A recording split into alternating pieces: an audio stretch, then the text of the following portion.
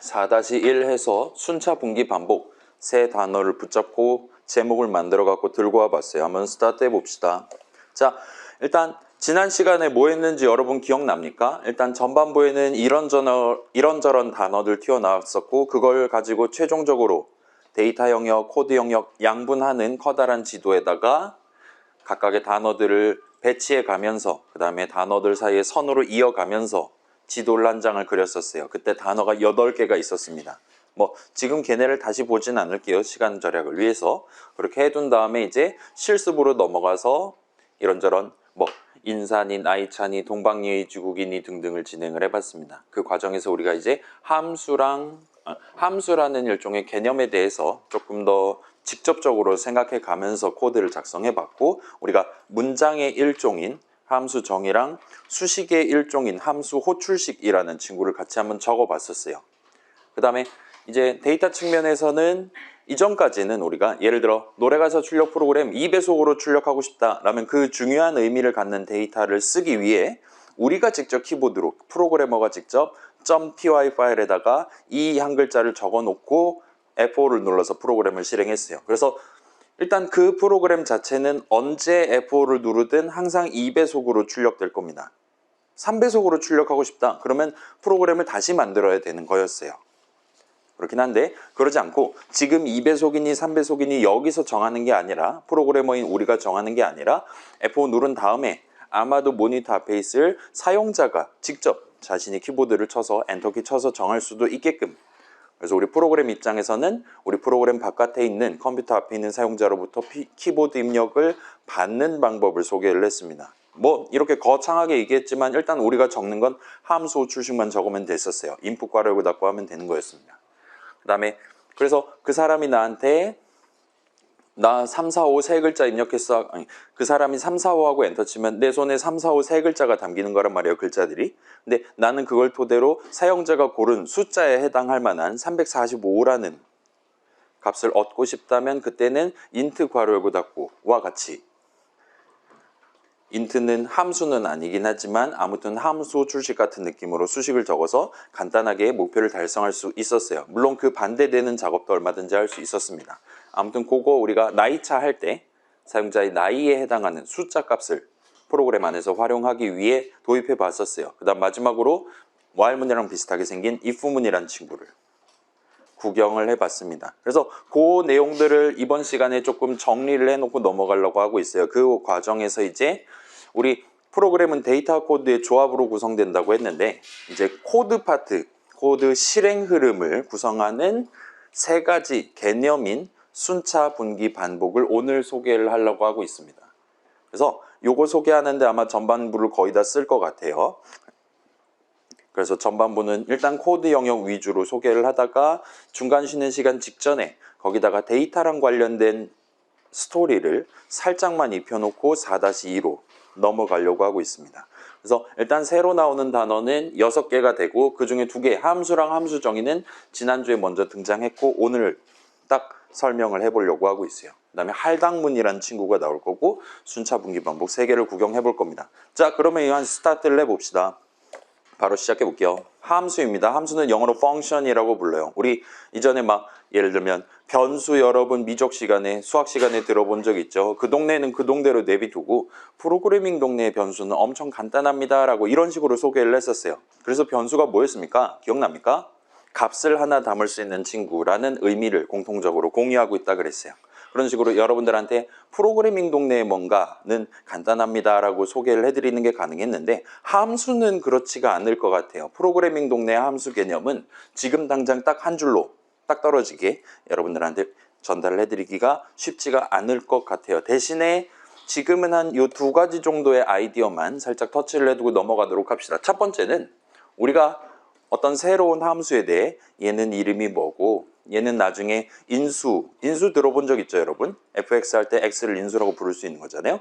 인수를 몇 개 받는 친구고 그래갖고 나중에 실행하게 될 이 함수의 내용물 문장은 이렇게 가져가면 된다와 같이 미리 정해두는 게 가능합니다. 우리가 인사라 함은 나중에 이 문장 첫 번째 문장과 두 번째 문장 실행하면 되는 거야와 같이 미리 정해두는 게 가능했었어요. 아무튼 함수는 그렇습니다. 두 번째로 어떤 이미 정해둔 함수에 대한 호출을 하는 게 가능합니다. 영어로는 call 정도가 될 것 같아요. 어떤 함수를 호출한다는 건 그렇게 미리 정해둔 그 함수의 내용물 문장들을 실행하겠다와 동치가 됩니다. 그 내용물 문장을 실행하는 작업을 내포하고 있다라고 봐주시면 좋을 것 같아요. 그래서 이 두 가지는 여러분이 지금 시점에 아마 납득하실 수 있을 겁니다. 그래서 요것만 일단 들고 요 다음 슬라이드 input이라는 함수에 대한 설명을 이어서 한번 구경해 보도록 할게요. 그 두 가지를 엮어서 들고 가시면 지금 일단 요 프로그래밍 동네 함수랑 관련한 얘기를 기분 좋게 스타트를 해보실 수 있을 겁니다. 그래서 input이에요. 말 그대로 input을 의미합니다. 사용자 입력을 이름으로 그냥 붙여놨어요. 그래서 이 친구는 프로그래머인 우리가 사용할 수 있는 함수인데 프로그램 실행 도중에 F5 눌러갖고 지금 실행되고 있는 도중에 프로그램 바깥 컴퓨터 앞에 있는 사용자로부터 그 사람이 누른 키보드 입력을 받기 위해 사용할 수 있는 함수예요. 그래서 우리는 저 인풋에 대한 함수 호출식을 적을 수 있는 겁니다. 그래서 수식 인풋 괄호 열고 닫고를 계산한 결과값은 이번에 사용자가 엔터키 칠 때까지 입력한 글자들이 나오게 돼요. 그래서 이런 식으로 함수 이름 적고 괄호 열고 닫고 해서 구성하는 수식을 함수 호출식이라 부를 수가 있을 것이고, 그 다음에 이렇게 우리가 얻을 수 있는 저 함수 호출식을 계산함으로써 나오게 되는 그 함수 호출식을 계산한 결과값을 보통 이제 return 값이라고 부릅니다. 갑자기 튀어나오긴 했는데 아무튼 다들 저렇게 부르니까 여러분도 그렇게 불러도 될 것 같아요. 그 다음에 인풋 같은 경우는 우리가 괄호 안에다가 따옴표하고 예를 들면 나이를 입력하세요, 꺽세요와 같이 글자들을 적어두는 게 가능했었어요. 그래서 괄호 안에 적절한 수식을 적어둠으로써 사용자 입력을 구체적으로 받기 직전에 미리 저 사람이 확인해보고 지금 내가 나이를 입력하면 되는 거구나, 주민등록번호, 아이디랑 비밀번호 입력하면 되는 거구나와 같이 알아챌 수 있도록 적절한 메시지를 지정하는 게 가능합니다. 그런 메시지를 보통은 프롬프트라고 불러요. 얘는 별로 중요하지는 않습니다. 아무튼 우리는 인풋 호출식을 적을 때 괄호 안에다가 내 지금 목표를 달성하기 위한, 저 사람을 도와주기 위한 적절한 수식을 적을 수 있다 정도까지만 일단은 구경해 봤다 보시면 될 것 같아요. 자, 그 다음에 이제 함수는 그 정도로 대충 하고 넘어갑시다. 함수 정의를 한번 봅시다. 영어로는 function definition 정도가 될 것 같아요. 그래서 자, 이 친구는 일단은 문장의 일종이 맞습니다. 여러분이 새로운 함수, 예를 들면 인사의 이름이랑 그 친구의 내용물, 이름이랑 인수, 그 다음에 내용물이 뭔지를 정하기 위해 여러분이 직접 적을 수 있는 문장의 일종이요. 문장이야말로 내가 적는 거잖아요. 함수 정의는 문장입니다. 따라서 함수 정의 여러분이 직접 적을 수 있어요. 그래서 while문 같은 문장이 while이라는 황금색 키워드라고 보통 부르죠.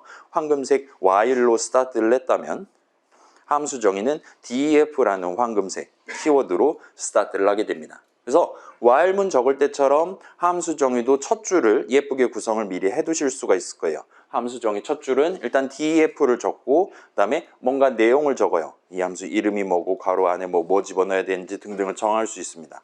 그 다음에 마지막에 콜론을 찍고 엔터를 쳐서 함수 정의의 첫 줄을 구성하는 게 가능해요. 그 다음에 들여쓰기에 가면서 그래서 인사란 이렇게 하는 것이다, 동방예의지국 이렇게 할 거다, 이 프로그램 코드 덩어리 본문은 이렇게 나이차를 한번 호출하면 되는 것이다 등등과 같이 그 함수의 내용물이 될 문장들을 적어두는 게 가능합니다. 자, 문장은 실행되는 거라 그랬잖아요. 여러분이 그런 식으로 .py 파일이라든가 어딘가에 함수 정의를 적어두는 게 가능할 거예요. 그 다음에 그 문장에 대한 실행은 우리가 하는 게 아니라 파이썬 인터프리터가 한다고 했습니다. 우리의 파이썬 인터프리터는 우리가 적어놓은 함수 정의를 실행할 수 있을 텐데 함수 정의를 실행할 때 우리가 들여쓰기에서 적어놓은 그 문장들, 내용물 문장들을 이 새로운 함수, 인사 등등 새로운 함수의 내용물로서 기록을 해두게 됩니다. 지정을 해두게 되는 거예요. 그렇게 미리 세팅을 해뒀기 때문에 우리가 나중에 함수 호출식을 적었을 때 그 함수 호출식을 계산할 때 파이썬 인터프리터는 미리 키핑해둔 문장들을 실행하는 게 가능해집니다. 아무튼 맨 마지막 건 별로 안 중요하긴 한데 우리는 지금 C랑 파이썬을 같이 공부하고 있잖아요. C에서는 함수 정의가 문장이 아닙니다. 파이썬은 문장이 맞아요. 그렇기 때문에 여러분이 문장을 적을 수 있는 타이밍에 함수 정의를 적을 수 있어요. 예를 들면 if문의 내용물, 여러분 아무 문장이나 자유롭게 적을 수 있단 말이에요. 거기다 함수 정의를 적는 게 가능합니다. 또는 함수 정의 내용물 아무 문장이나 적을 수 있단 말이에요. 따라서 함수 정의 내용물로 함수 정의를 적는 거 역시나 가능합니다. 우리 과제 넘버1 코드 보면 제가 작성한 코드에 그런 예시가 들어있기는 할 거예요. 굳이 구경할 필요는 없지만 아무튼 파이썬 동네는 그게 가능한데 C는 그렇지 않죠. 여러분 집에 가서 메인 정의 중괄호 안에다가 예를 들면 int func 괄호를 닫고 중괄호를 닫고 한번 적어보세요. 함수 정의 안에 함수 정의 적어보세요. 그럼 바로 꺼지라고 하는 걸 볼 수 있습니다. 비주얼 스튜디오 같은 경우는 즉시 빨간 줄을 그어줄 수 있어요.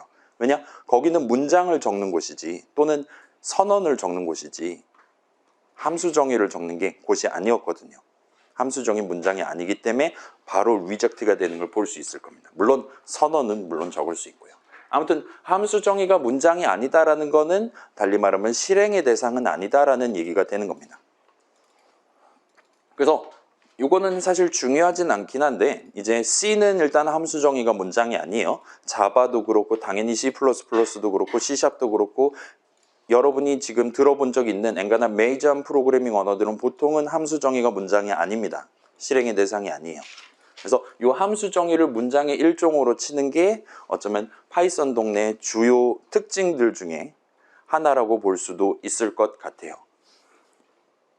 그래서 나중에 여러분이 C 고수가 됐다, 파이썬도 고수가 됐다 돌아보면 아마 이 차이 때문에 양쪽에서 우리가 좀 더 편하게 코드를 짤 수 있는, 편하게 내 생각을 전개해 볼 수 있는 그런 시나리오가 서로 다르게 튀어나오겠구나. 내가 지금 현재 목표가 뭐일 때 이거는 확실히 파이썬 짜는 게 낫겠구만 이라고 결정을 내리게 되는 주요 근거들 중에 하나로서 이 특징이 적용될 수도 있다 보시면 됩니다. 뭐 우리 지금 2사학번 친구들 1학년 1학기 파이썬 이제 처음으로 공부하는 시점에는 그렇게 중요한 건 아니니까 그냥 여담으로 남겨두도록 할게요.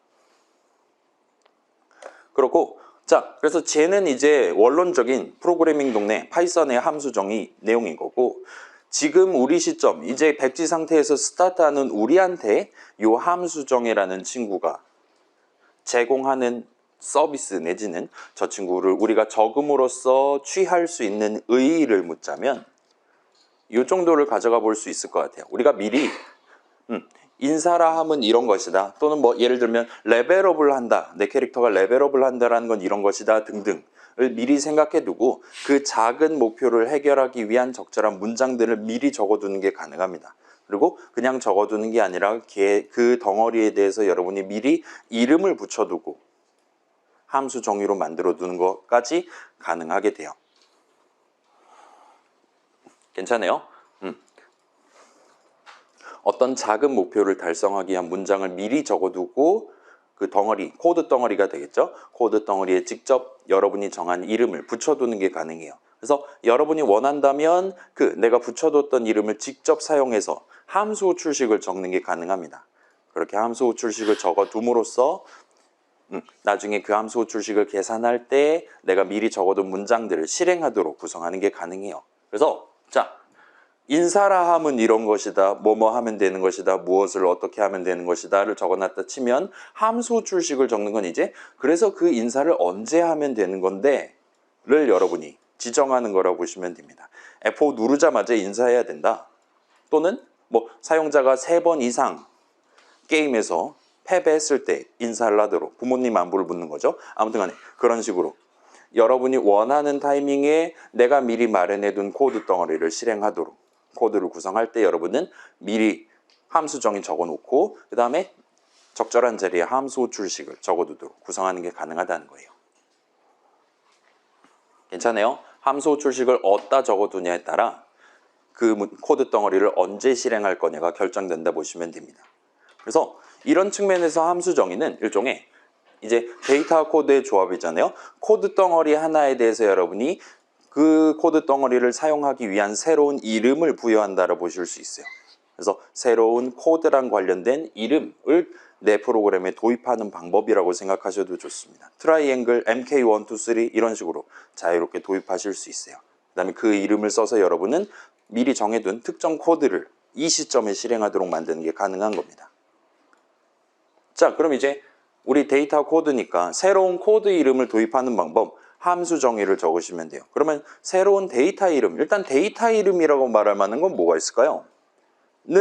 사실은 우리가 이전에 변수랍시고 이렇게 써본 다양한 이름들이 엔간하면 숫자 2를 담기 위한 거, 나이 차를 담기 위한 거, 그런 데이터를 다루기 위한 이름으로서 우리가 도입을 해서 썼던 겁니다. 그래서 그 당시에 우리는 예를 들면 이런 식으로 넘버는 3하고 엔터를 쳐서 문장을 구성하는 게 가능했었어요. 템포는 2하고 엔터 쳐두면 이번엔 내가 2배속으로 할 거다라는 강력한 의지, 데이터 측면에서의 강력한 의지를 표출해놓고 스타트를 하는 겁니다. 그렇게 미리 2를 담아놓고 아래쪽 내려다보면 지금 여기서는 2배속일 때는 절반, 4배속일 땐 4분의 1을 해야 되는구나.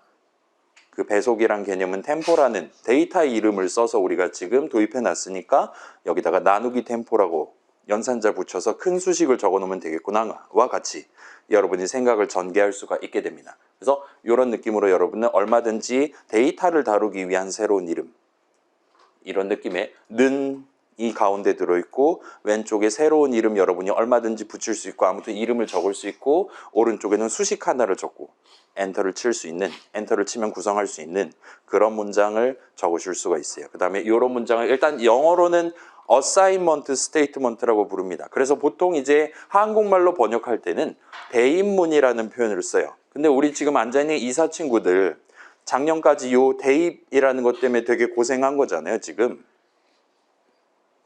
내가 원래 스탠포드 갈 수 있었는데, 하면서 이 대입과 관련한 고민을 하다가 지금 여기 앉아있는 친구들 많을 겁니다. 그래서 우리 수업에서는 이게 1학년 수업인 걸 감안해서 그 대입문 하면 뭔가 좀 마음이 아플 수 있으니까 유사한 단어인 할당을 써서 할당문이라고 표현하도록 하겠습니다.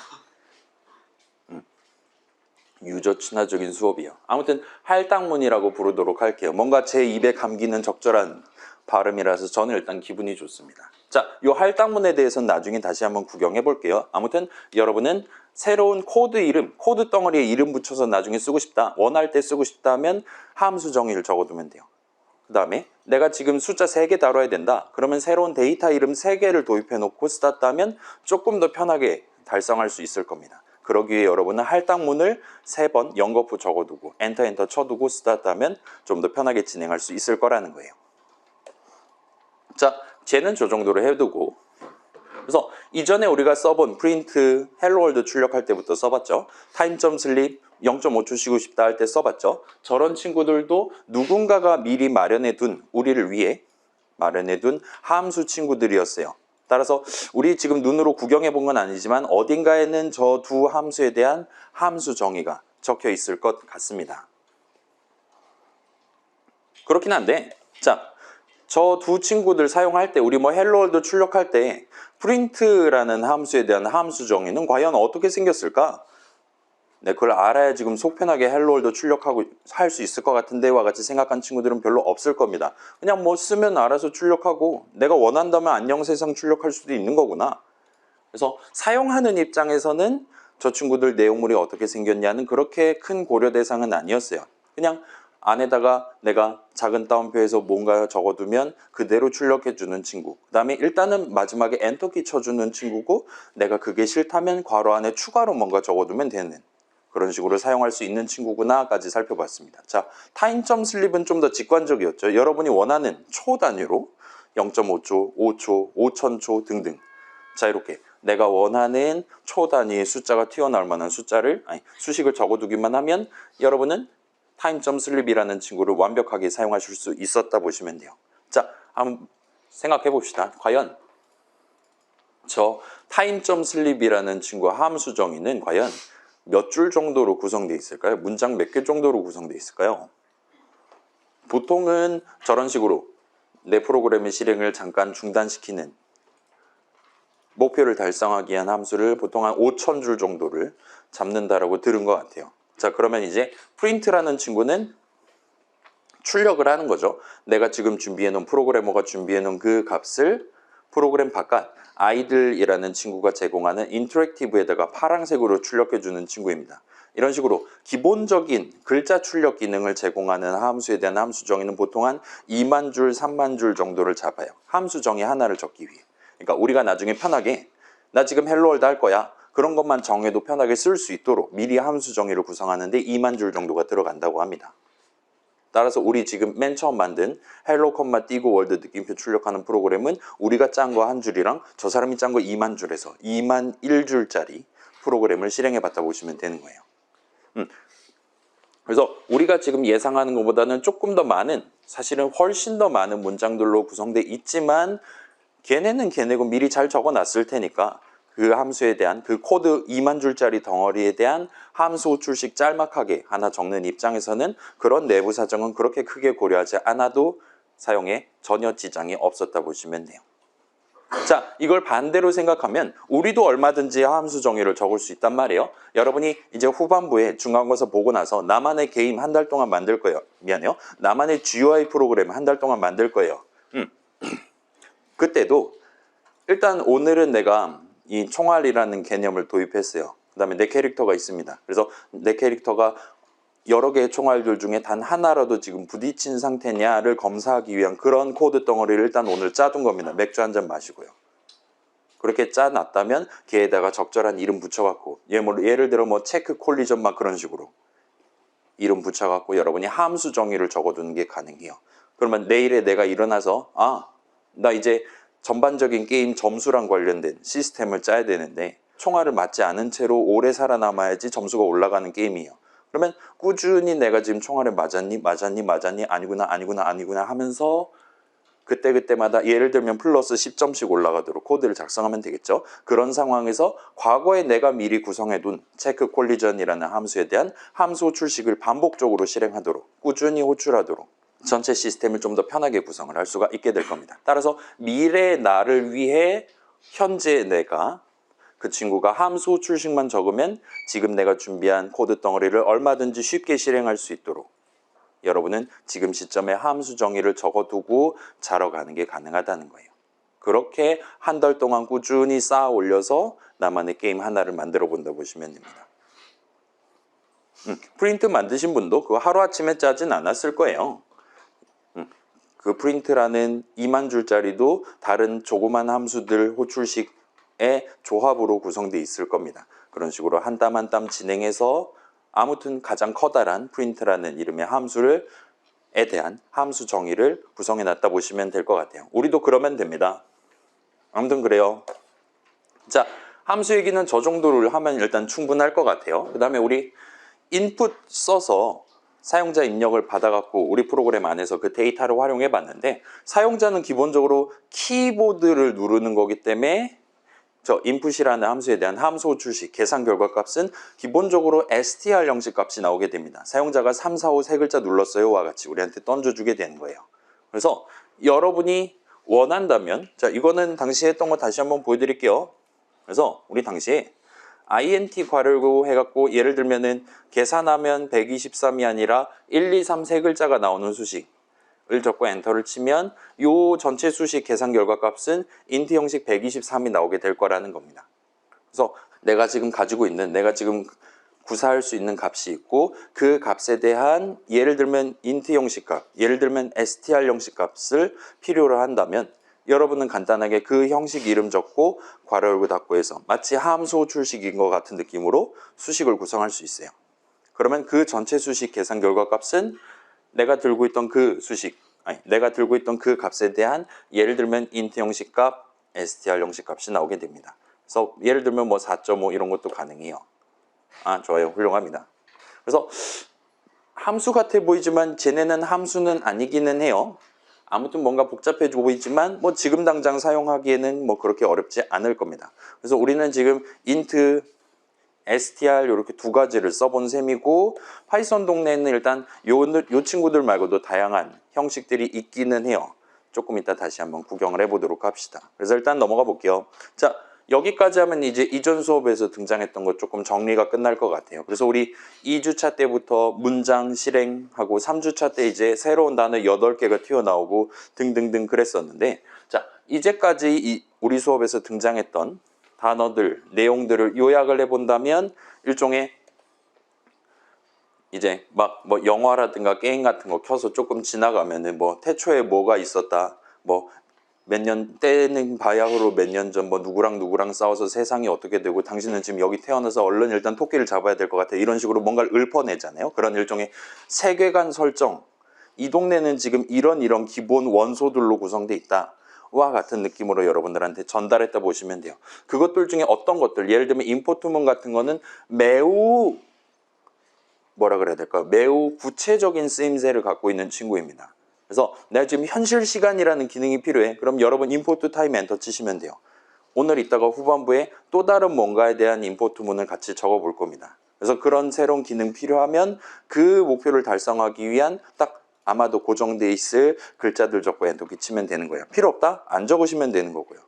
자, 그럼 매우 구체적인 요소들도 있었고, 반면 이제 매우 기초적인, 예를 들면 변수라든가 함수 이런 것들은 여러분이 그냥 뭐 특별히 신경도 안 쓰고 계속 숨 쉬듯이 사용하게 될 친구들이란 말이에요. 개념들이란 말이에요.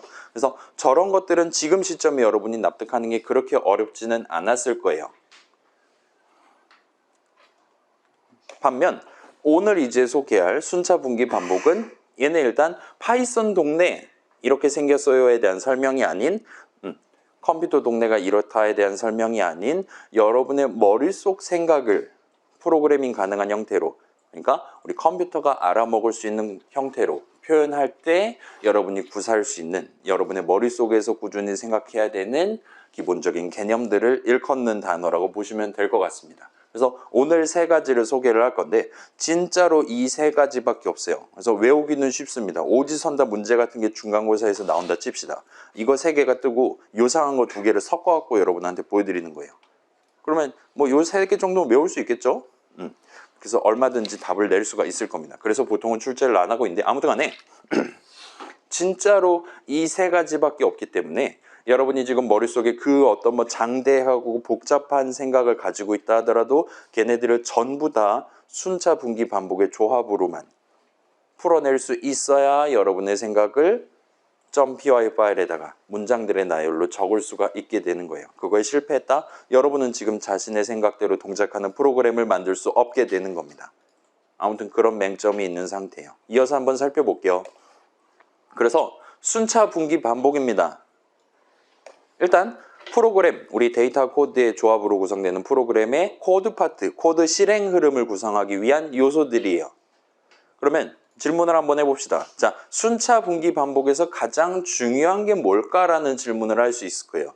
예를 들어 분기, 우리가 if문 써봤죠? 그런 식으로 지금 사용자가 나보다 연상일 때만 형님이라고 출력해야 되는 상황이다. 그럴 때 우리는 if문을 적어서 목표를 달성할 수 있었어요. 만약에 분기 개념을 구사할 수 없다? 아무한테나 형님이라고 합니다. 되게 싸 보일 거예요. 그럼 안 되겠죠? 자, 반복 생각해 봅시다. 우리 노래가사 출력 프로그램 한도 끝도 없이 동일한 학교종 노래를 한도 끝도 없이 출력할 수도 있어야 되는 상황이었어요. 그래서 우리가 5번 출력한다. 그럼 반복이 없어도 될지도 몰라요. 복부수로 해결할 수 있습니다. 근데 5번, 10번, 100만 번이 아니라 이론상 무한 번 출력할 수도 있어야 된다. 그럼 이제 복부수로 해결할 수 있는 문제가 아닌 거예요. 따라서 우리는 반복 개념을 도입할 수밖에 없었고 따라서 와할문을 적었다 보시면 되는 겁니다. 그래서 반복이 없으면 되게 애매할 것 같아요. 자, 그럼 이제 순차 분기 반복 중에 세 가지 중에 가장 중요한 게 뭐냐라고 질문하면 뭐라고 답할 수 있을까요? 그죠? 당연하게도 순차가 가장 중요합니다.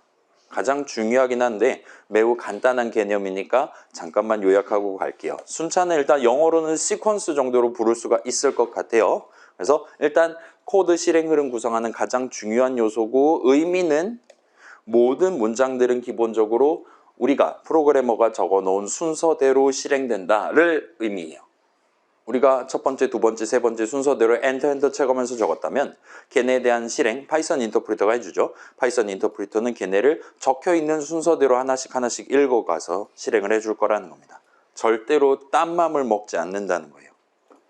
자, 그래서 우리가 할당문 x는 3 엔터를 적고 그 아랫줄에 프린트 괄호 열고 x 괄호 닫고 엔터를 적었다 치면 파이썬 인터프리터는 이 코드 덩어리를 실행할 때 일단 먼저 x자리에 3을 담고 그 다음에 x자리에 있는 값을 가져와서 출력을 해줄 거예요. 따라서 화면엔 항상 3이 나올 겁니다. 이 순서가 뒤집히면 안 되겠죠? 우리가 잘 적어놨다면 파이썬 인터프리터는 항상 3을 예쁘게 출력해 줄 거예요. 그 다음에 어떤 함수 func에 대한 함수 정의를 먼저 적어놓고 그 아래에다가 저 친구에 대한 함수 호출식 적고 엔터키를 쳐서 문장을 완성해 놨다면 우리는 이전에 미리 정해둔 들여쓰기 한 내용물, 문장들을 이후 시점에 저 함수 호출식을 계산하면서 실행해 보는 게 가능할 거예요. 등등등이 전부 다 순차 개념이 마치 불문율인 것처럼 적용돼 있기 때문에 정상적으로 당연하다는 듯이 실행된다라, 연출된다라 봐주시면 좋을 것 같습니다. 그래서 여기서 볼 수 있듯이 일종의 순차 개념은 우리 프로그램이 이제 F5 눌러서 실행되는 도중에 일정한 시간적인 흐름에 따라서 그래서 목표하는 결과, 영어로는 consequence 정도가 될 것 같아요. 여기 단어에 consequence가 단어에 sequence가 들어가죠. consequence가 무슨 뜻입니까? 일종의 인과 내지는 이런 전제 조건이 형성되었을 때 자연스럽게 도출되는 그러한 결과 등등을 의미하는 단어잖아요. 우리가 현재 목표에 맞게 적절한 순서대로 문장을 적어놨다면 그 예쁜 순차 흐름을 가진 하나의 파이썬 프로그램은 언제 F5를 누르든 간에 항상 우리 목표에 맞게 순리적으로 흘러가게 될 거라는 겁니다. 그래서 결국 우리는 우리 목표대로 대신 작업을 수행해주는 컴퓨터를 만들 수가 있게 된다는 거예요. 그래서 시간적 흐름에 따라 순리대로 내 프로그램이 동작할 수 있게 해주는 가장 중요한 요소라고 말할 수 있어요. 좋습니까? 안 좋을 수도 있어요, 점점. 아무튼 그래요. 자, 그래서 문장을 우리가 적어놓은 순서대로 실행해준다 그랬고, 우리의 파이썬 인터프리터는 무조건 항상 우리가 만든 프로그램을 순차적으로 실행하도록 구성되어 있어요. 파이썬 인터프리터도 하나의 프로그램입니다. 그 프로그램 만드신 분이 그분한테, 그러니까 파이썬 인터프리터한테는 우리가 적은 문장이 곧 입력이 되는 거죠. 그 친구는 입력받은 문장들을 무조건 받은 순서대로, 적혀있는 순서대로 실행하도록 코드를 짜 두셨다는 거예요. 자, 그래서 순차의 반대말이 뭐냐라고 질문을 한다면, 자, 순차 다시 한번 말씀드릴게요. 순차는 실행 흐름과 관련된 거잖아요. 실행은 일단 파이썬 인터프리터가 하는 겁니다. 그리고 파이썬 인터프리터는 순차적으로 한다 그랬어요. 그 의미는, 자, 그래서 이 프로그램은 뭐뭐뭐 하면 되는 거냐?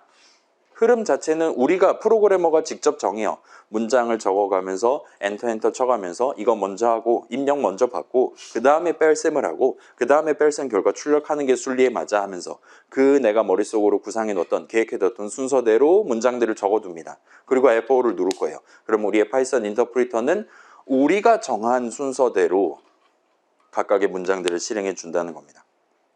그러면 여기서 순차의 반대말을 잰다면 우리가 정한, 프로그래머가 정한 순서가 아닌 파이썬 인터프리터가 지 맘대로 순서를 막 섞어가면서 각각의 문장들을 실행하게 된다는 얘기가 될 거예요. 영어로는 arbitrary 정도가 될 것 같아요. 주사위 굴려가면서 일단 차에 담겨있는 값 출력하고 그 다음에 사용자 입력 받아서 차에다 담고 이제 뺄셈 해야지 같은 짓을 할 수도 있다는 겁니다. 그러면 안 되는 거잖아요. 우리가 의도했던 결과, 출력 결과가 나오지 않을 겁니다. 따라서 그런 일은 절대로 발생하면 안 될 것 같아요. 그리고 진짜로 그런 일은 절대 발생하지 않도록 파이썬 인터프리터가 완성되어 있다고 보시면 되는 겁니다. 그래서 가장 중요한 요소고 그렇기 때문에 반드시 지키도록 설계되어 있어요. 만약에 내 프로그램이 내가 지금 머릿속으로 생각한 순서대로 동작하지 않는다. 무조건 네 탓이라는 거예요. 문장을 네가 잘못 적었기 때문이다 라고 생각해 주시면 된다는 겁니다. 아무튼 그렇습니다. 자, 그런 의미에서 순차가 아닌 분기랑 반복은 그런 순차 흐름, 위에서부터 아래대로 천편일률적으로 한 번씩 실행한다라는 그런 실행 순서 안에서 약간의 베리에이션 내지는 가능성을 부여하고 싶을 때 여러분이 추가로 도입할 수 있는 요소라고 보시면 되는 겁니다. 그래서 간단하게 정리하면 분기, 영어로는 브랜치 정도가 될 수 있을 것 같아요. 분기는 어떤 문장들을 실행할 수도 안 할 수도 있게 만들어주는 개념이 분기예요. 분기하겠습니다 하면은 분기할 수 있는 거예요. 아무튼 간에 그래서 형님이라고 인터랙티브에 출력하는 문장을 적어놓고 걔를 항상 실행하도록 만드는 게 아니라 차가 양수일 때만, 지금 앞에 있는 사용자가 나보다 연상일 때만 출력할 수 있게, 그래서 연상이 아니라면 출력 안 할 수도 있게 만들어주는 게 분기 개념이라 보시면 됩니다. 그래서 그 내용물 문장을 0번 또는 1번 실행할 수 있게 해줘요. 반복, 영어로는 여러 가지 단어들이 있을 건데 loop 정도로 쓰도록 할게요. 아무튼 반복은 그런 어떤 문장들을 여러 번 실행할 수도 있고 뭐 경우에 따라 0번 실행할 수도, 아예 실행하지 않을 수도 있게 해주는 게 반복의 개념이라 보시면 돼요. 삼각형의 너비를 입력하세요. 0하고 엔터 치면 그냥 짠만 나오도록 지금 코드가 구성되어 있을 겁니다. 우리 코드는 충분히 그게 가능한 친구예요. 물론 마이너스 3에도 그냥 짠이라고 할 것 같긴 하지만 아무튼 그렇습니다. 그래서 0번 또는 한 번 또는 여러 번 실행할 수도 있게 해주는 게 반복의 개념이라 보시면 될 것 같아요. 그래서 순차보다는 조금 더 그럴싸한 대신에 뭔가 좀 설명이 어렵죠. 그래서 이 다음 슬라이드에서 조금 더 내용을 덧대서 다시 한번 살펴보도록 할게요. 뭘 덧댈 거냐? if문이랑 while문을 덧대 볼 겁니다. 일단 if문이에요. 자, if문은 문장의 일종입니다. 여러분이 직접 적는 거예요. 내가 적는 거입니다. 그래서 여러분이 if문을 적을 수 있고 내 코드 실행 흐름, 내 프로그램의 코드 실행 흐름에 분기 개념, 분기 흐름을 도입하고 싶을 때 적을 수 있는 문장이에요. 일단 생김새는 while문이랑 비슷하게 생겼었습니다. 그래서 여러분은 if 두 글자 적으면 황금색으로 빛났었죠. if 적고 수식 하나 적고 그래서 언제 내용물 실행할 건데를 지정하기 위한 디테일을 살리기 위한 수식을 적고 콜론을 찍고 엔터를 쳐서 if문의 첫 줄을 적는 게 가능했어요. 그 다음에 들여쓰기 한 내용물은 그래서 내가 원할 때만 이 내용물 실행하면 되는 거야 와 같이 내용물 문장을 적는 게 가능했었습니다. 아무튼 이런 식으로 if문 첫 줄에 따라 여러분이 어떨 때 이 내용물 문장들을 실행할 것이냐를 지정하기 위해 적는 수식을 보통 이제 조건식이라고 불러요. 영어로는 컨디션 정도로 표현을 할 수 있을 것 같습니다.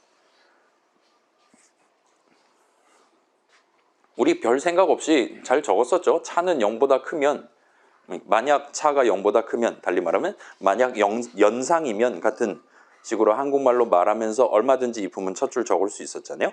당시에 우리는 수식을 적었던 거라 보시면 되는 거예요. 그리고 걔네를 조건식이라고 부릅니다.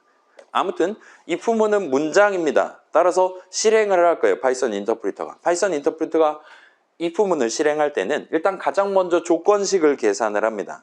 그리고 조건식 계산 결과값이 true 또는 그에 준하는 값이 나왔다면 들여쓰기에서 구성해둔 그 내용물을 실행을 해요. 그리고 if문 전체 실행이 끝이 납니다. 또는 조건식 계산 결과값이 true 또는 그에 준하는 값이 아니라면 들여쓰기에 둔 내용물 문장을 실행하지 않고 if문 실행이 끝이 나게 돼요. 그래서 요거는 살짝 보여드릴게요. 지금 true에 준하는 값이라는 표현이 나왔는데 저만 보여드릴게요. 그래서 우리 일단은 true하고 엔터 치면 true한 그 말 그대로의 true가 튀어나오죠. 그 다음에 3하고 엔터 치면 3이 튀어나올 겁니다. 여기서 과연 요 int 값 3이 파이썬 인터프리터 입장에서 true에 준하는 값이 될 것이냐 아니냐를 재기 위해서 여러분은 잘은 모르겠지만 불 네 글자를 적고 그 다음에 내가 원하는 값이 나오는 수식을 적는 게 가능해요. 그러면 이런 식으로 튀어나옵니다. 3은 true지 라고 우리한테 얘기해줘요. 그러면 딴 거 해볼까요? 30은 어떨까요? true지. 20은 어떨까요? true지. 이런 식으로 얘기를 해줄 거라는 겁니다. 그러면 예를 들어서 마이너스 20은 어떨까요? 적자입니다. 20만큼 손해를 보는 거예요.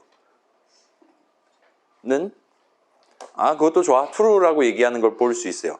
자, 일단 int 형식 값들은 기본적으로는 아무리 작든 아무리 크든 죄다 true입니다. 다만 유일한 예외로 0만큼은 이건 선 넘었지 하면서 false라고 얘기하는 걸 볼 수 있어요. 그래서 지금 살짝 보면 지금 요 수식을 계산한 결과값에 대한 불 형식 값이 나오는 것 같아요. 요건 나중에 다시 한번 봅시다. 아무튼 간에 우리의 파이썬 인터프리터가 어떤 값을 true에 준한다라고 여기고 있나를 보고 싶다면 불 괄호 열고 닫고 하시면 돼요. 우리 while 20 콜론 하면 while true 콜론 한 거랑 동치다라고 얘기를 한 적이 있는데 그 이유가 사실 여기 있던 겁니다. 20을 들고 가서 확인하면 계산해서 20이 튀어나왔다면 그거는 true에 준한다라고 생각을 해버리기 때문이라고 보시면 돼요. 그래서 while 20 콜론 하는 거나 while true 콜론 하는 거나 둘 다 계산하면 true에 준하는 값이 나올 만한 수식을 적은 거기 때문에 동등하게 실행된다 보시면 될 것 같아요. 아무튼 그렇습니다. if문은 이래요. 자, 그래서 여긴 지금 중요한 게 다른 문장들은 이렇지 않았어요. 예를 들어 우리 할당문 생각해 봅시다. 일단 우항수식을 먼저 계산하고 그거를 좌항 자리에 담을 거란 말이에요. 그 과정에서는 이거는 담을 수도 있고 내 마음에 안 들면 안 담을 수도 있죠. 이런 관념이 이런 작업이 전혀 들어있지 않아요. 파이썬 인터프리터는 할당문을 실행하는 동안 절대로 무언가를 선택적으로 수행하거나 하지 않습니다. 기본적으로 우리가 지금 원하는 그 3을 넘버에 담는다라든가 하는 와중에는 절대로 그런 작업을 하지 않아요. 반면 이제 if문 같은 경우는 파이썬 인터프리터가 이 순서대로 하나의 if문을 실행할 건데 거기에는 지금 내용물을 실행할 수도 있고 실행하지 않을 수도 있다와 같은 분기 개념이 예쁘게 들어가 있다 보시면 되는 겁니다. 그러합니다. 그러면 복붙해서 while문 설명으로 바꿔봤어요. 내 코드 실행 흐름, 내 프로그램의 코드 실행 흐름에 반복 개념을 도입하고 싶을 때 여러분이 직접 키보드 쳐서 적을 수 있는 문장의 일종입니다. 일단 if문이랑 비슷하게 생겼죠. 아무튼 첫 줄 비슷하게 적을 수 있어요. 조건식을 적어두는 게 가능합니다. 그 다음에 while문을 파이썬 인터프리터가 실행할 때는 if문이랑 동등하게 일단 조건식을 먼저 계산하고 true에 준하면 내용을 실행하고 그렇지 않다면 내용을 실행하지 않아요. 근데 한 단계가 추가됩니다. 만약에 방금 전에 내용물을 실행했다면 다시 조건식을 계산하는 단계로 돌아가게 돼요. 그래서 다시 한번 조건식 계산해서 또 true 나왔네. 또 내용을 실행하고 다시 또 돌아갈 수 있어요. 또 true에 준하는 거 나왔네 하면서 계속 한도 끝도 없이 노래 가사를 출력할 수도 있게 만들어줬다 보시면 되는 거예요. 그래서 여기는 지금 if문에 존재하지 않는 가장 마지막 부분이 지금 차이가 있다 보시면 됩니다. 돌아간다라는 개념이 들어가 있어요. 그걸 통해서 우리는 반복이라는 개념을 내 프로그램의 실행 흐름에 도입을 할 수가 있었습니다. 그래서 지금 보면 자, 실행 흐름 관점에서 순차가 일단 기본이에요. 국룰입니다. 위에서 아래로 적어놓은 순서대로 한 번씩 실행하는 거예요. 그럼 이제 분기 같은 경우는 자, 예를 들어서 지금 파이썬 인터프리터 입장에서 전체 .py 파일이 있을 때 메뉴에 거 실행하면 되겠네. 끝났네. 다음 줄 실행하면 되겠네. 끝났네 하다가 분기 개념은 이 밑에 거는 실행하지 않고 내가 저 아래에 있는 문장을 다음부터 실행하면 되겠구만과 같이 일종의 스킵 내지는 점프와 관련된 작업을 수행한다 보시면 됩니다. 항상 위에서 아래대로 한 단계 한 단계 내려가는 게 아니라 원한다면 두 문장 그냥 건너뛰고 그 아래에 있는 문장을 실행할 수도 있게 만들어주는 거예요. 분기 개념은. 그리고 반복 개념은 while문 계산 결과값 true야. 내용을 실행했어. 학교 종 땡 마지막 1조까지 쉬었어 하면 다시 이 흐름을 역행을 시키는 게 가능한 게 반복 개념이라고 보시면 됩니다. 그래서 다시 한번 true 계산해서 true가 나오고 다시 한번 학을 출력할 수도 있게 해주는 게 반복 개념이라고 보시면 돼요. 그래서 지금 while문을 보시면 while문은 내용물을 실행할 수도 있고 실행하지 않을 수도 있게 해줘요. 그 다음에 while문은 돌아간다라는 것도 지원을 합니다. 그렇기 때문에 여러분이 원한다면 이 while문은 내 프로그램에 분기 흐름을 도입하기 위해 적을 수도 있어요. 그리고 반복 개념을 도입하기 위해 적을 수도 있는 문장입니다. 반면 if문의 실행은 그러니까 내용물을 실행하거나 실행하지 않는다는 포함되어 있지만 그래서 분기 용도로는 쓸 수 있지만 거기는 돌아간다라는 작업은 없기 때문에 if문은 반복 용도로는 쓸 수 없는 문장이라 보시면 되겠습니다. 물론 그 누구도 while문을 분기 용도로 쓰진 않기는 해요. 그럴 거면 적는 난이도가 거의 똑같은 if문을 적으면 되거든요. while 대신에 if만 적으면 깔끔하게 해결될 건데 굳이 추가적인 노력을 하면서 while문을 0번 또는 1번 실행되도록 항상 0번 또는 1번 실행되도록 만들지는 않기는 합니다. 그렇지만 가능은 하다는 거. 그래서 그럴싸하죠. 이 시점에 살짝 용어들을 조금 정리를 할게요. 지금 4시인데 잠깐만 우리 4시 반까지가 전반부죠? 우리도 일찍 끝낼 수 있을 것 같아요. 정리 한번 해볼게요. 자, 순차 분기 반복이 일단 오늘 제목인데 순차는 일단 개념입니다. 가장 중요한 요소예요. 파이썬 인터프리터 무조건 순차적으로 실행합니다. 분기랑 반복은 역시나 일단은 개념이에요. 아무튼 여러분은 지금 머릿속에 꿈꾸고 있는 생각을 프로그래밍 가능한 형태로 .py 파일에다가 등등등 표현하려면 내 머릿속 생각을 순차랑 분기랑 반복 이 세 가지 개념의 조합으로만 구성을 할 수 있어야 돼요. 예를 들어 F4를 누르면 다음 주 로또 번호 숫자 6개가 튀어나오는 그런 프로그램을 만든다 칩시다. 아쉽게도 그런 거는 요 순차 분기 반복만 가지고는 다음 주 토요일인가요? 아무튼 다음 주 추첨하는 날이 오기 전에 유의미하게 높은 확률로 만드는 게 불가능할 거예요. 그렇기 때문에 우리가 지금 열심히 공부를 하고 있는 거죠. 만약에 그런 프로그램 만들었다, 다음 주부터는 휴강입니다. 여러분도 그냥 자퇴를 하셔도 될 거예요.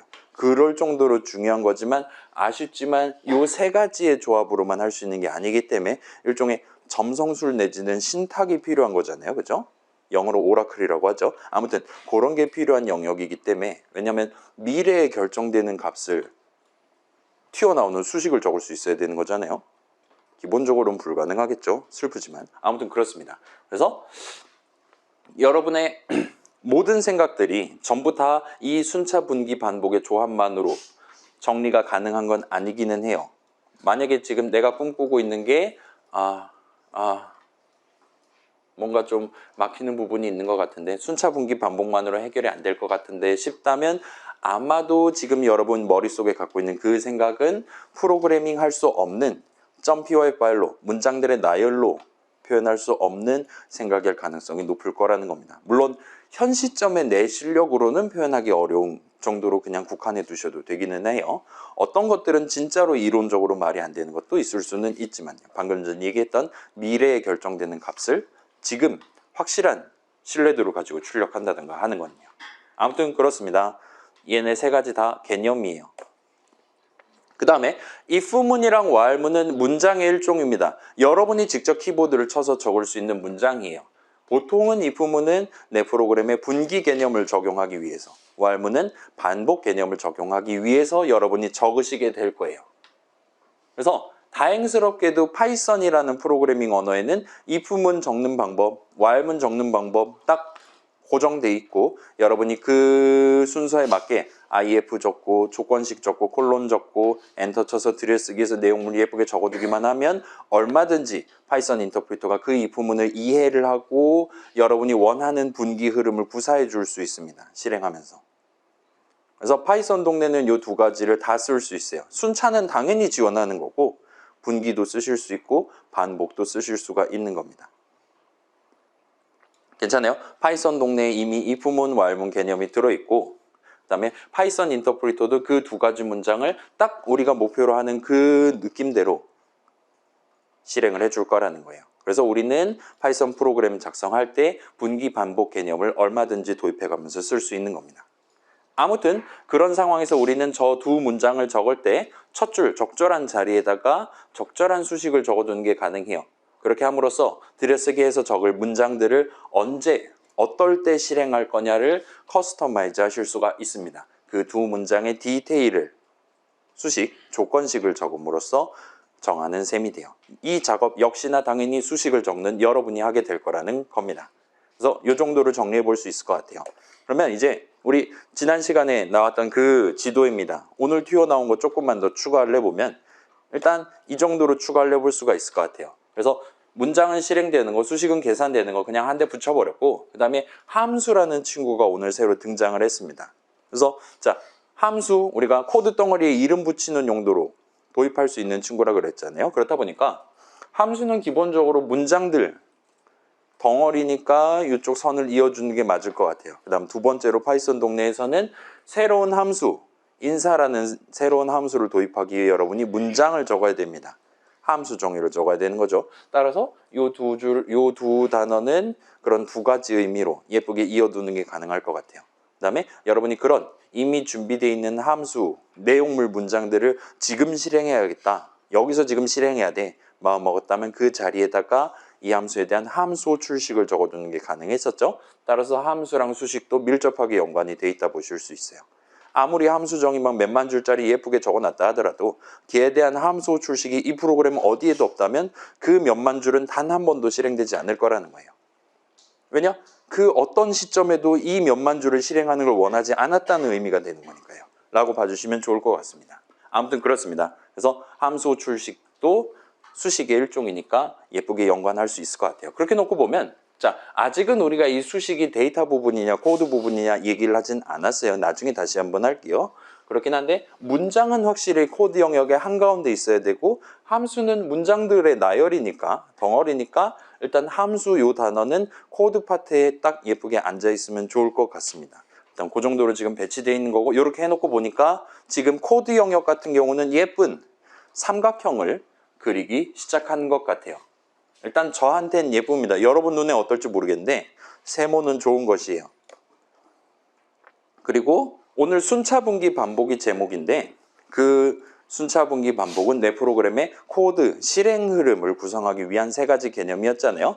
그래서 쟤네들은 일종의 주석 같은 느낌으로 실행 바로 옆에다가 지금 적어두셨다 보면 적어뒀다 보면 보시면 좋을 것 같습니다. 존칭 어려운 것 같아요. 아무튼 간에 지금 우리가 문장이야말로 실행되는 거고 실행을 구성하는 세 가지 요소 중에 순차가 가장 중요하다 정도는 지금 미리 짚어놓고 넘어가시면 좋을 것 같아요. 자, 요 정도 하면 이제 슬슬 끝나갑니다. 자, 조금만 더 이 얘기를 넓혀두고 중간 쉬는 시간을 맞이하러 가볼게요. 10분 남은 거죠? 우리 정규 그거랑. 자, 조금만 더 얘기를 넓혀볼게요. 방금 전까지는 지금 코드 파트랑 관련된 얘기 위주로 진행을 했어요. 여기다가 데이터 맛을 살짝만 추가해서 한 번 더 정리를 해두고 4-2로 넘어가려고 하고 있습니다. 아무튼 두 가지 얘기가 있어요. 첫 번째는 일단 이전에 나왔던 거를 살짝 한 문장으로 요약을 해서 들고 온 겁니다. 자, 그래서 일단 먼저 보면 여러분이 if문 while문의 디테일 조건식을 적음으로써 그 if문 while문 내용물 문장들을 언제 실행할 거냐를 직접 지정하는 게 가능했었다 그랬잖아요. 일단 요거를 여러분 지금 기억하고 있는 상태에서 첫 번째 얘기를 시작을 해볼게요. 일단은 자, 조건식 그런 거는 일단 잊고 일반적인 수식을 생각해 봅시다. 우리가 어떤 수식을 적을 때 그냥 3 더하기 5, 4 더하기 7, H 한 글자 더하기 I 한 글자 이런 식으로 수식을 적는 게 아니라 여러분이 원한다면 얼마든지 어떤 이름을 적어가면서 수식을 적는 게 가능해요.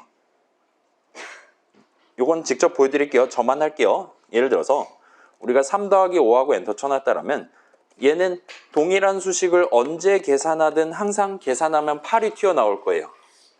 왜냐하면 3이랑 5 숫자 두 개 우리가 지금 적어 놓은 거니까요. 근데 예를 들어서 넘버는 3하고 엔터 쳐놨다 칩시다. 그러면 수식 넘버 더하기 5는 엔터 치면 지금은 무조건 8이 나올 거예요. 왜냐? 넘버에 지금 3이 담겨 있으니까요. 좀 더 정밀하게 말하면 수식 넘버를 계산한 결과값이 항상 3이 나올 거니까요.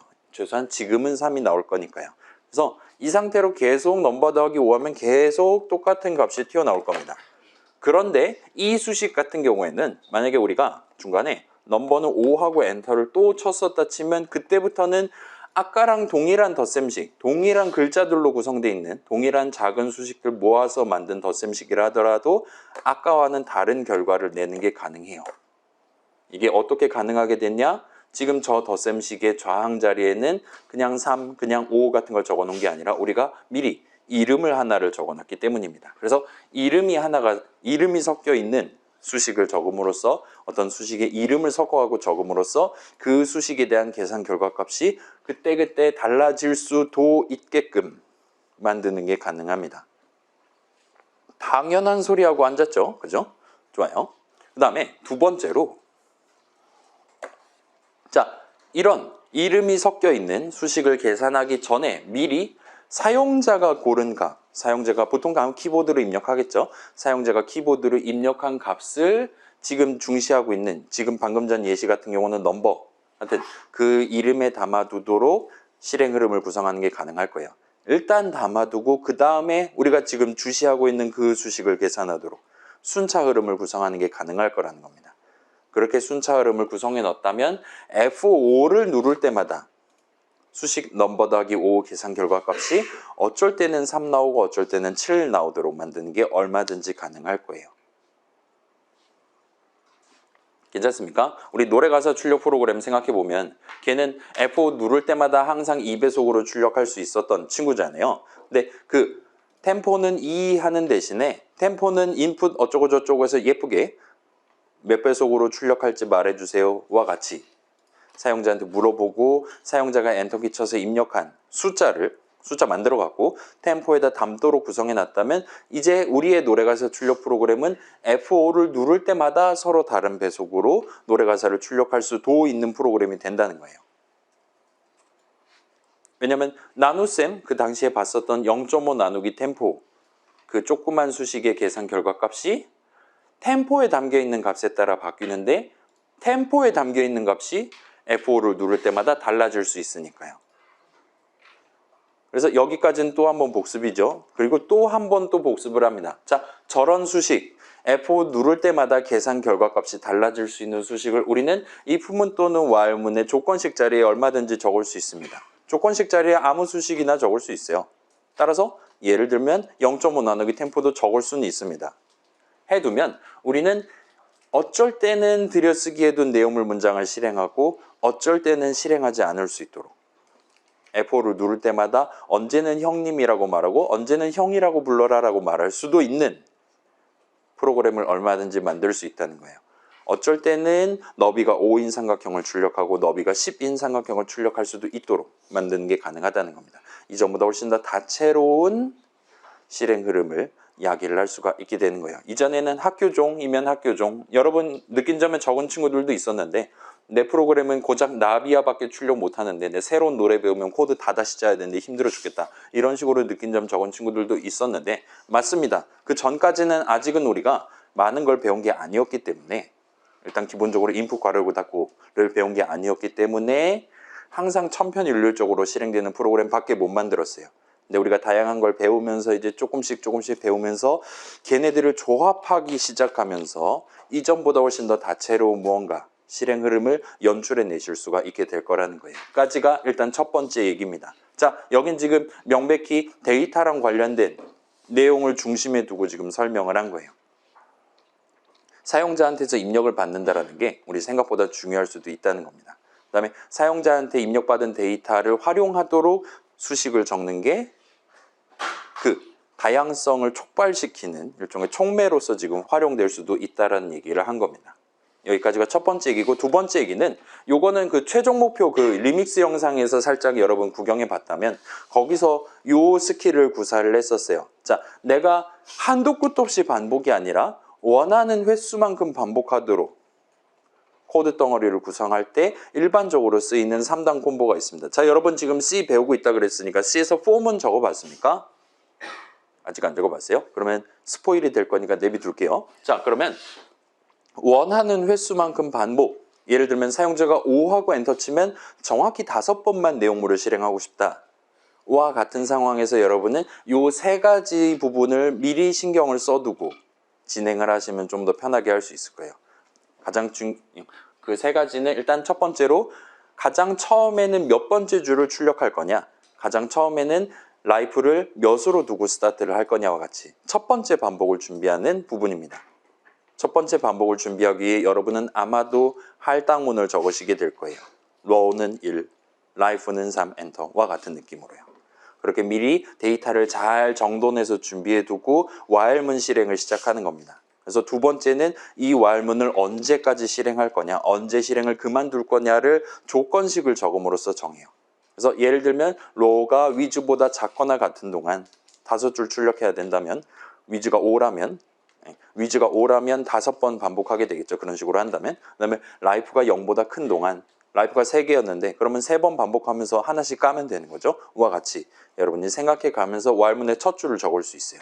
그러면 while문 내용물을 실행한다는 건 아직 내가 출력할 줄이 남아있다. 아직 내가 life가 남아있다라는 의미니까 이번 반복을 수행하면 됩니다. 적절한 거 아무거나 하시면 되는 거예요. 그 다음에 그 while문의 내용물 가장 마지막 자리에, 적절한 자리에 방금 전에 서비스를 한번 제공했으니까 또는 방금 전에 1번째 줄을 출력했으니까 다음번에 2번째 줄을 출력하면 되겠구나. 이번에 life를 1 까면 되겠구나. 와 같은 느낌으로 다음 반복을 준비하기 위한 문장을 실행해주면 됩니다. 역시나 이 자리에서 여러분은 아마도 할당문을 적으시게 될 거예요.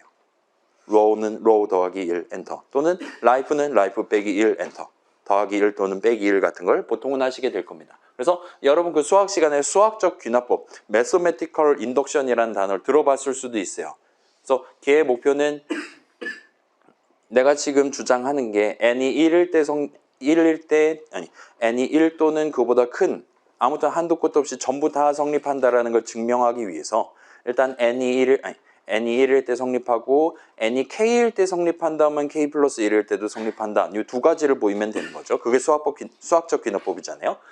그 정도가 생각났다면 좋을 것 같고 그렇지 않더라도 방금 전 제가 읊었던 내용 내지는 그 3주차 리믹스 임시로 올린 그 영상에서 삼각형 출력하는 예시 코드 같은 거 구경해도 얼마든지 큰 무리 없이 납득할 수 있을 겁니다. 그래서 이 세 가지는 지금 살짝 기억해 두고 여러분 진행하면 순차 분기 반복 중에 반복 맨날 한도 끝도 없이 반복하는 게 아니라 딱 여러분이 원하는 횟수만큼 반복하는 코드 덩어리를 좀 더 쉽게 적으실 수가 있게 될 거예요. 아무튼 그렇습니다. 여기까지 하면 4-1이 끝이 나요. 그리고 여기까지 진행하면 프로그래밍 동네에서 가장 중요하다라고 말할 수 있는 요소들을 어느 정도 다 구경을 해본 셈이 됩니다. 이제 다음부터는 조금 다른 관점에서 접근을 한다든가 좀 더 복잡한 내용을 파기 시작한다든가 하면서 새로운 주제들을 우리의 지도에 덧붙여 보려고 하고 있어요. 그래서 자 이제 미래의 여러분이 지금 유튜브 영상 지금 요 4주차 영상을 보고 있을 거란 말이죠. 중간고사 대비를 하기 위해서요. 그런 친구들은 자 예를 들어 내가 지금 7주차 수업 자료 내용이 이해가 안 돼서 지금 고통을 받고 있어요. 그러면 보통은 여러분이 그 7주차 내용이 어렵기 때문에 고통을 받는 게 아니라 보통은 우리 2주차, 3주차, 4- 그러니까 2주차, 3주차, 4주차 내용을 아직 원래 적혀 있는 그대로 납득하지 못한 채로 7주차까지 왔기 때문에 고통을 받고 있을 가능성이 엄청나게 높습니다. 그렇기 때문에 지금 시점에 여러분이 미리 대비를 해두시면 좋을 것 같아요. 나중에 막히면 언제든 다시 여기로 돌아오실 수가 있습니다. 우린 지금 영상도 있으니까요. 그걸 감안해서 지금 앞에서 나왔던 내용 필요하다면 언제든지 다시 꺼내서 구경해 가면서 유튜브 제 조회수로 올려가면서 대비를 한 번 더 해보고 원래 있었던 7주차로 돌아가 보시는 걸 추천을 해드릴게요. 그래서 이 정도까지 말씀드리면 4-1은 끝이 납니다. 쉬는 시간을 갖도록 할게요. 30분까지 쉴게요. 그냥 저 벽시계 기준으로 30분에 재개할게요.